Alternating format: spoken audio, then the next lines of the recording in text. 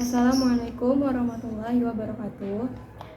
Izin memperkenalkan diri, nama saya Nadia Cahyarani, NPM 191301340442. Sini saya akan menjelaskan sedikit tentang geografi tanah. Sebelum kita membahas yang lainnya, kita perlu tahu dulu apa pengertian geografi tanah. Jadi geografi tanah itu adalah salah satu cabang dari ilmu geografi yang mengkaji tentang persebaran satuan-satuan tanah di permukaan bumi, sifat dan karakteristik satuan-satuan tanah yang ada di permukaan bumi, dan pemanfaatan tanah bagi kehidupan. Nah, perlu kita ketahui juga apa sih pengertian dari tanah. Jadi pengertian dari tanah sendiri yaitu tubuh alam yang sebagian besar menyelimuti permukaan bumi, yang memiliki sifat dan karakteristik fisik, kimia, dan biologi yang merupakan morfologi yang khas sebagai akibat dari serangkaian panjang mengenai proses pembentukan tanah.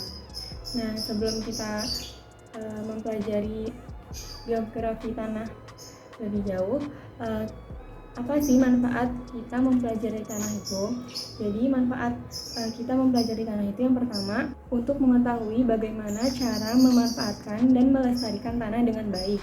Yang kedua, untuk mengetahui sifat-sifat tanah yang mempengaruhi penggunaan tanah. Yang ketiga, untuk mengetahui variabilitas tanah. Yang keempat, untuk mengetahui bagaimana cara memodifikasi sifat tanah agar menaikkan kualitas untuk penggunaan tanah itu sendiri. Nah, yang selanjutnya, bagaimana sih proses pembentukan tanah? Secara umum, proses pembentukan tanah itu dibagi menjadi 4 proses. Yang pertama itu proses pelapukan batuan, yang kedua itu proses pelunakan struktur batuan, yang ketiga itu ada mulai tumbuhnya tumbuhan perintis, yang keempat itu proses penyuburan. Nah, yang pertama itu proses pelapukan batuan. Jadi tahap paling awal itu adalah tahap di mana adanya perubahan, yaitu proses pelapukan. Biasanya proses pelapukan itu terdiri dari 3, yaitu fisik, kimia, dan biologi. Pada tahap ini, tanah mulai mengalami perkembangan pada profil tanahnya. Batuan di dalam tanah itu mulai melunak sehingga mengalami perubahan pada komposisinya. Nah, batuan yang telah mengalami pelunakan ini belum disebut sebagai tanah, tetapi disebut sebagai bahan tanah. Mengapa disebut bahan tanah? Karena masih terdapat material-material yang menunjukkan bahwa adanya struktur batuan dari bahan induknya. Nah, tadi sudah disebutkan bahwasannya pelapukan itu ada 3, yaitu fisik, kimia, dan biologi. Nah, pelapukan fisik itu apa sih? Pelapukan fisik itu adalah hancur dan lepasnya material batuan tanpa merubah kimiawi dari batu tersebut.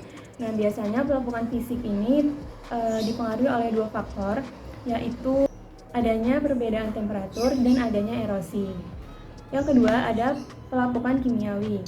Pelapukan kimiawi adalah pelapukan massa batuan di mana susunan kimiawi dari batuan tersebut ikut mengalami pelapukan. Yang ketiga ada pelapukan biologi. Nah, pelapukan biologi ini disebabkan oleh manusia. Pelapukan ini akan terus-menerus terjadi setelah tanah itu terbentuk, di mana pelapukan biologi ini merupakan penyempurna dari proses pembentukan tanah. Nah, proses pembentukan tanah yang kedua yaitu proses pelunakan struktur batuan.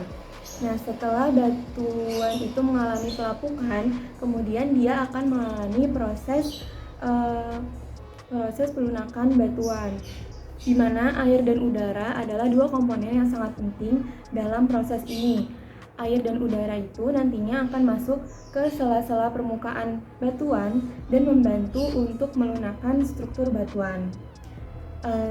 Selain membantu di dalam proses pelunakan struktur batuan sehingga dapat menjadi tempat hidup, air dan udara ini berfungsi juga untuk mendorong makhluk yang akan hidup untuk hidupnya di permukaan tanah.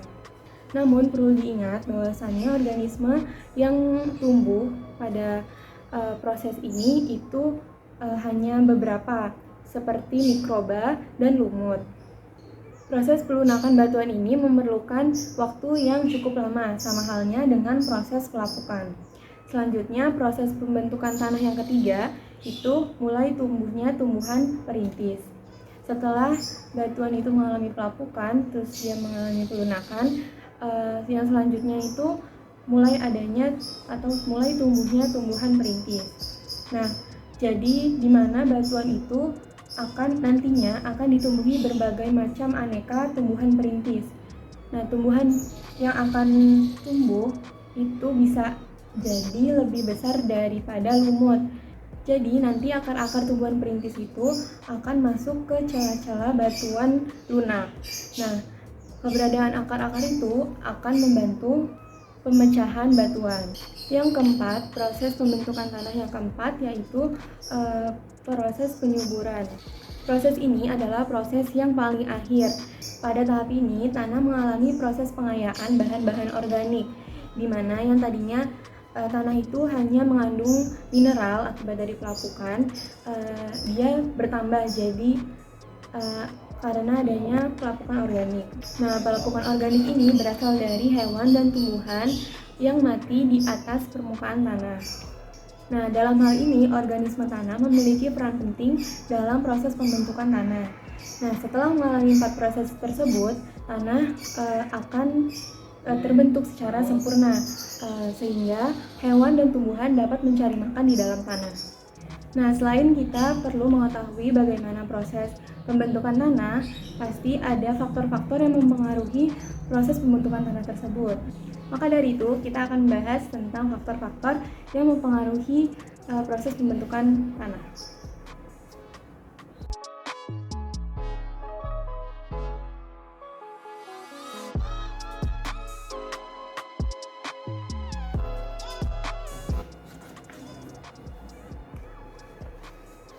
Jadi, faktor pembentuk tanah itu ada 5. Yang pertama itu ada iklim, yang kedua itu ada bahan induk, yang ketiga itu ada organisme, yang keempat itu ada waktu, dan yang kelima ada topografi atau relief. Yang pertama ada iklim. Jadi faktor iklim yang sangat berpengaruh terhadap proses pembentukan tanah itu adalah suhu dan curah hujan. Jadi setiap kenaikan suhu sebanyak 10 derajat itu akan mengalami reaksi yang akan dipercepat 2 kali lipat. Nah, biasanya Indonesia di bagian barat memiliki intensitas curah hujan yang relatif tinggi. Curah hujan yang relatif tinggi ini akan mempengaruhi proses pelapukan dan pencucian relatif lebih cepat. Sedangkan di Indonesia di bagian timur itu mempunyai curah hujan yang relatif lebih rendah. Akibatnya, proses pelapukan dan juga pencucian itu relatif lebih lambat. Dan tanah yang terbentuk bereaksi netral yang mempunyai unsur hara yang relatif tinggi. Yang kedua, ada bahan induk. Bahan induk ini merupakan faktor yang paling berpengaruh pada karakteristik tanah yang akan dibentuknya nanti. Bahan batuan induk itu ada beberapa jenis, seperti batuan vulkanik, batuan beku, batuan metamorf, dan juga batuan sedimen. Tanah yang terbentuk dari pelapukan umumnya memiliki karakteristik yang memperlihatkan asal dari bahan induknya. Yang ketiga itu ada organisme. Jadi, organisme yang dimaksud di sini adalah semua bentuk kehidupan yang memiliki peran dalam proses pembentukan tanah, seperti tumbuh-tumbuhan atau vegetasi, terus manusia dan juga hewan. Umumnya tanah yang berkembang yang atasnya terdapat vegetasi rumput itu biasanya memiliki warna tanah yang lebih hitam dan juga lebih gembur dibandingkan tanah yang di atasnya ditumbuhi vegetasi lain. Hal ini disebabkan vegetasi rumput itu menyumbangkan sisa-sisa organiknya lebih banyak dibandingkan dengan vegetasi lainnya. Pengaruh hewan terhadap proses pembentukan tanah itu dia menambah kesuburan tanah. Misalnya kayak cacing dan mikroba yang lainnya itu menentukan bahwa tanah itu subur atau enggak. Semakin banyak cacing, mikroba dan lain-lain itu berarti tanah itu subur.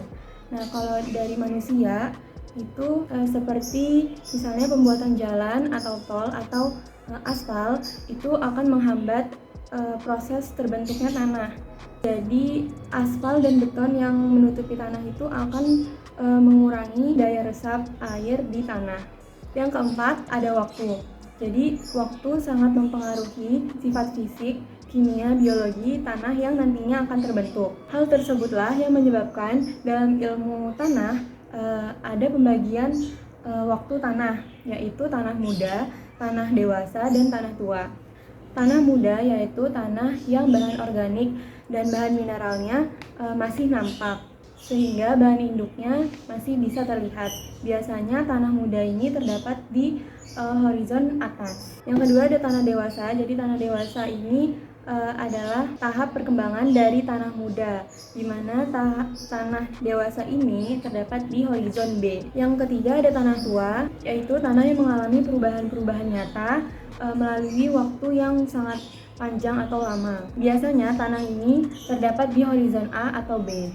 Yang kelima ada topografi. Jadi topografi atau relief ini dapat mempengaruhi proses pembentukan tanah.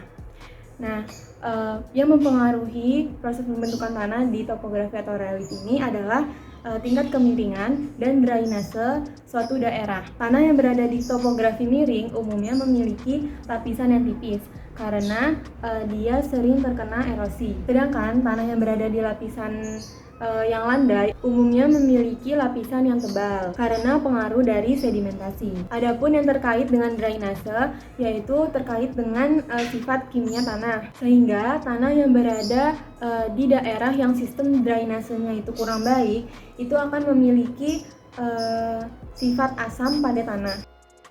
Nah, tadi kita singgung tentang horizon gitu kan. Sekarang kita akan membahas tentang horizon. Jadi horizon itu masuk ke dalam profil tanah.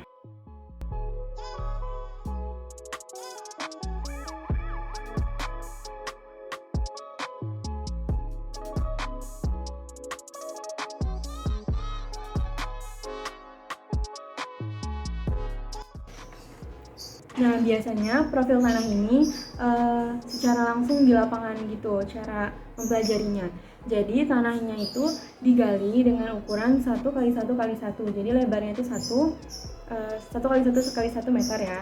Jadi lebarnya itu 1, tingginya itu 1, dan panjangnya itu 1.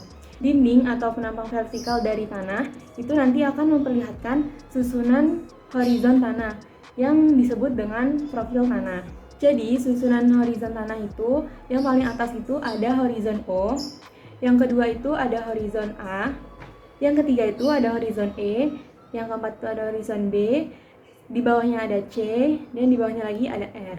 Nah, di horizon O, horizon yang paling atas, biasanya tanahnya itu berwarna coklat tua. Nah, biasanya di horizon O ini terdapat banyak sekali bahan-bahan organik.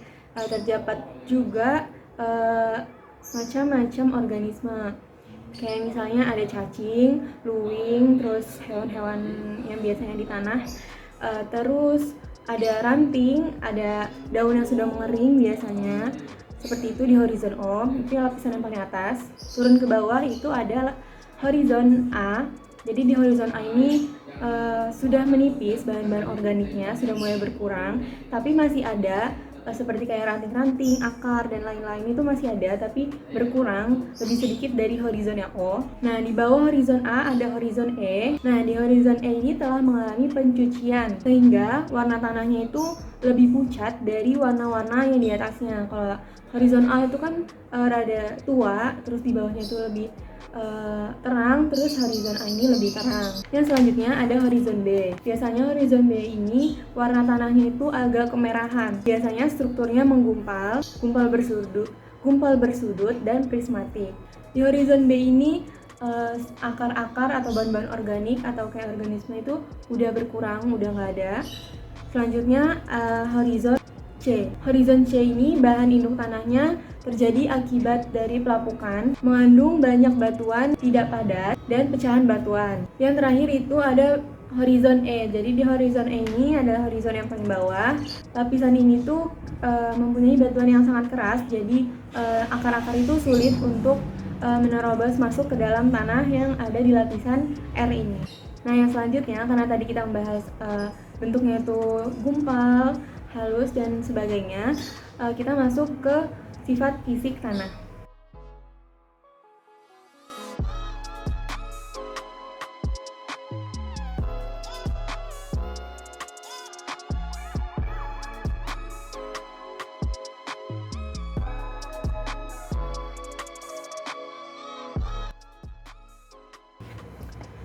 Jadi sifat fisik tanah itu ada struktur tanah, tekstur tanah, konsistensi tanah, warna tanah, keasaman pH, kelembapan tanah, dan yang terakhir ada porositas tanah. Yang pertama, kita akan membahas tentang tekstur tanah.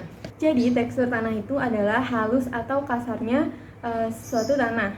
Tekstur merupakan perbandingan antara fraksi pasir, debu, dan juga fraksi liat.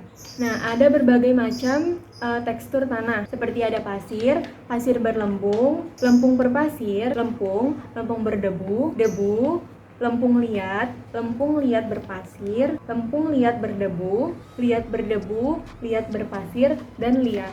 Jadi, kalau pasir itu memiliki rasa yang sangat kasar, terus dia itu tidak bisa melekat dan tidak bisa dibuat bola atau gumpalan.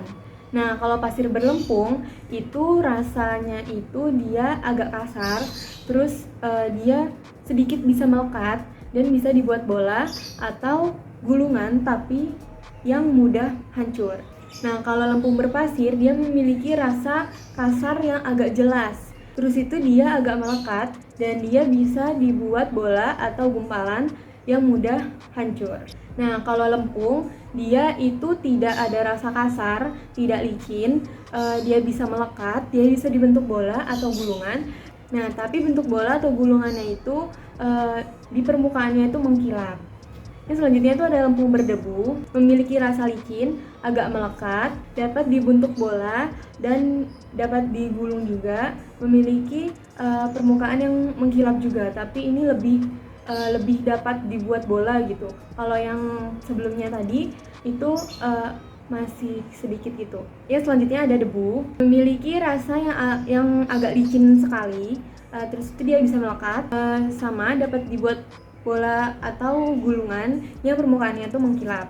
Nah, yang selanjutnya itu ada lempung liat, memiliki rasa yang agak licin, dia mudah melekat. Nah, dia dapat dibentuk bola atau gulungan tapi yang mudah hancur. Nah, kalau lempung liat berpasir, dia memiliki rasa yang agak kasar tapi ada rasa halusnya sedikit, agak melekat dan dapat dibentuk bola yang tangguh tapi dia mudah hancur.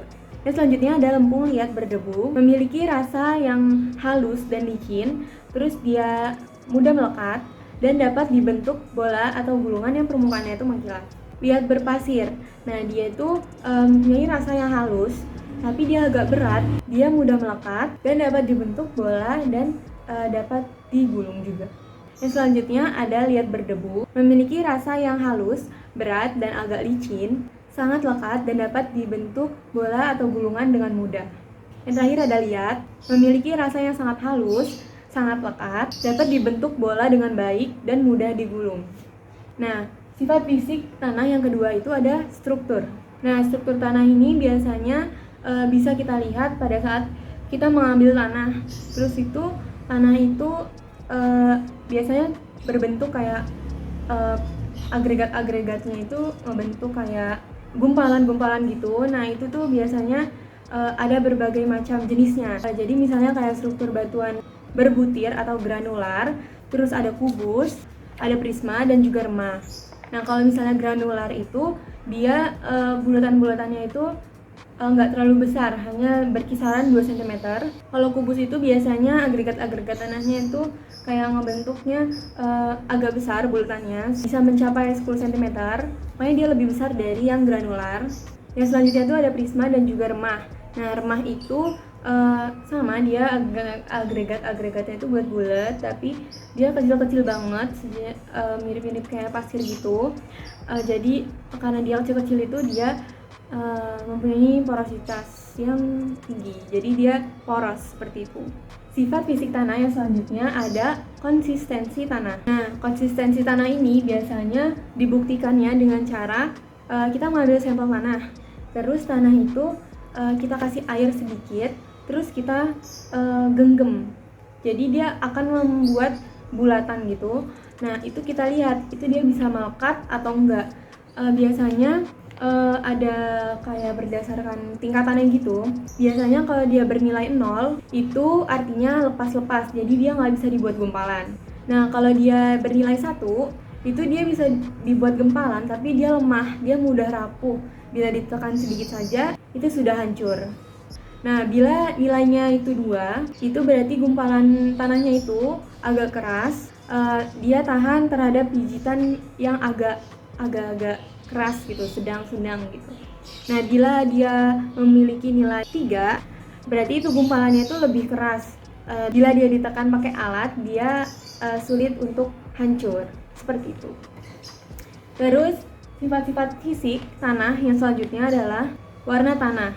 Biasanya tanah yang memiliki bahan mineral besi yang lebih banyak itu memiliki warna tanah yang kuning atau kemerahan pada tanah. Nah, lain halnya dengan tanah yang memiliki bahan-bahan organik yang tinggi. Dia akan memiliki warna yang kegelapan atau coklat kecoklatan, yang menandakan bahwa tanah itu subur.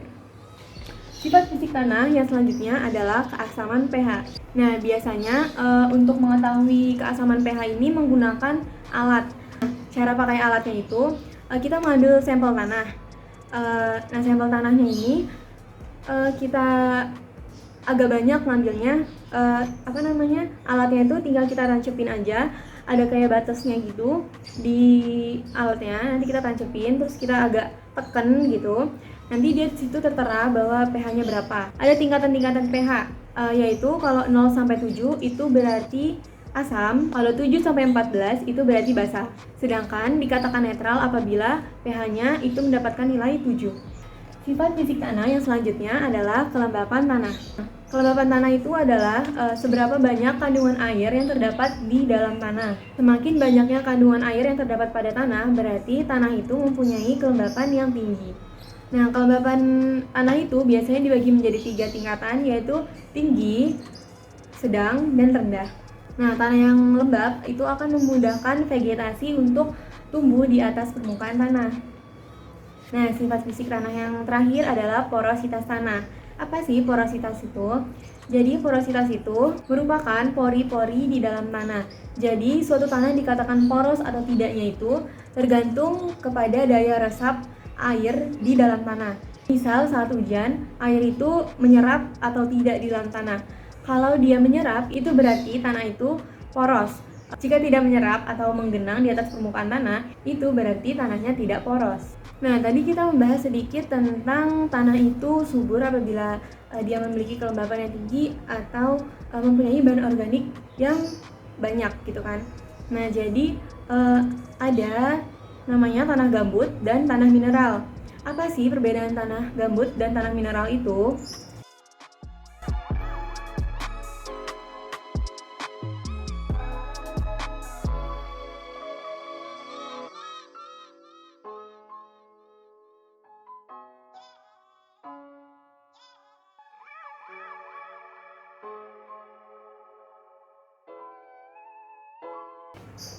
Tanah gambut dan tanah mineral. Jadi tanah gambut itu biasanya memiliki bahan-bahan organik yang banyak dan sisa-sisa vegetasi seperti ranting atau dedaunan dan lain-lain, akar dan sebagainya. Kalau tanah mineral itu biasanya mengandung banyak bahan-bahan mineral. Kalau tanah mineral ini biasanya dibantu dengan pelapukan kimiawi. Jadi kalau tanah gambut itu kandungan bahan organiknya berkisar antara 0,5 sampai 6%. Sedangkan tanah mineral itu bahan organiknya berkisar 18% sampai 60%. Nah, sisi lain dari perbedaan tanah gambut dan tanah mineral itu misalnya terdapat pada strukturnya. Jika tanah gambut, strukturnya itu tergantung sebaran butir atau tekstur. Strukturnya terdiri dari lepas dan membentuk bongkahan dan masif. Nah, kalau tanah mineral dia strukturnya tidak berstruktur dan tidak membentuk bongkahan. Umumnya terkonsentrasi pada lapisan 0 sampai 30 cm. Sedangkan untuk tanah mineral dia tersebar di seluruh lapisan profil. Nah, bisa juga dilihat dari tingkat kemudahan terbakar. Jika tanah gambut itu memiliki tingkat kemudahan bakar yang tinggi, sedangkan tanah mineral itu memiliki tingkat kemudahan terbakar yang rendah. Nah, biasanya tanah gambut itu berada di horizon atas antara O dan A, sedangkan tanah mineral itu berada di horizon B. Nah, dilihat dari warnanya, tanah gambut itu memiliki warna yang agak kehitaman atau kecoklatan, sedangkan tanah mineral itu memiliki warna yang lebih cerah dari tanah gambut. Berdasarkan cara pembentukannya, kalau tanah gambut itu terbentuk dari bahan-bahan organik, pelapukan bahan-bahan organik seperti itu. Kalau tanah mineral itu terdiri dari atau terbentuk dari batuan-batuan yang sudah endap di sungai. Baik, yang selanjutnya kita akan membahas tentang klasifikasi tanah.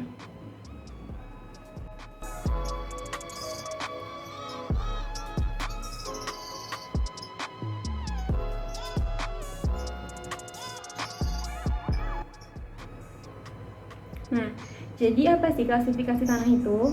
Jadi klasifikasi tanah itu adalah mengelompokkan tanah berdasarkan sifat-sifat tertentu yang dimiliki oleh tanah. Nah, jadi apa sih fungsinya kita mengklasifikasiin tanah? Jadi fungsi dari mengklasifikasikan tanah itu, kita dapat dengan mudah mengenal, mengingat, dan memanfaatkan tanah itu dengan baik. Klasifikasi tanah itu ada 6. Yang pertama ordo, yang kedua subordo, yang ketiga grade group, yang keempat subgroup, yang kelima family, dan yang keenam ada seri. Nah, kalau kategori ordo tanah itu dicirikan berdasarkan ada atau tidaknya horizon penciri pada tanah tersebut. Jadi, contoh tata nama tanah dari kategori ordo ini adalah ultisol. Yang kedua ada subordo. Kalau di subordo ini dibedakan berdasarkan perbedaan genetik tanah. Ada atau tidaknya sifat-sifat yang berhubungan dengan pengaruh air, regim kelembapan, bahan induk utama, dan vegetasi. Jadi contoh tata nama dari kategori subordo ini adalah udul. Nah, yang selanjutnya ada kategori grid group. Jadi di kategori grid group ini didasarkan pada perbedaan jenis, susunan horizon, kejenuhan basah, kelembapan, serta ada tidaknya lapisan penciri. Nah, contoh dari tata nama kategori grid group ini adalah Fragiudul. Yang selanjutnya ada kategori subgroup, di mana kategori subgroup ini dibedakan atas sifat inti dari grid group, sifat-sifat tanah peralihan, grid group lain, subordo lain, dan ordo lain, serta kebukan tanah. Contoh tata nama dari kategori subgroup adalah Aquit Fragiudul. Yang selanjutnya ada kategori famili tanah. Jadi, kategori famili tanah ini dibedakan berdasarkan sifat-sifat tanah yang penting untuk pertanian, meliputi sebaran besar butir, susunan mineral liat, rejim temperatur pada kedalaman 50 cm, dan adapun contoh dari tata nama kategori famili ini Aquit Fragiudul. Yang terakhir ada kategori seri. Jadi, kategori seri ini dibedakan berdasarkan jenis susunan horizon, warna, tekstur, konsistensi, reaksi tanah dari masing-masing horizon, sifat fisik kimia, dan mineral. Contoh dari tata nama kategori seri ini adalah Aquit Fragiudul yang berliat halus, yang kaolinitik, dan isohypotermik. Dan terdapat keterangan di mana batuan tersebut ditemukan. Kalau Aquit Fragiudul itu ditemukannya di Situng. Jadi sekian presentasi dari saya, hanya itu yang bisa saya sampaikan. Saya meminta maaf apabila terdapat kesalahan dalam saya pengucapan atau materi yang saya sampaikan. Terima kasih. Saya akhiri. Wassalamualaikum warahmatullahi wabarakatuh.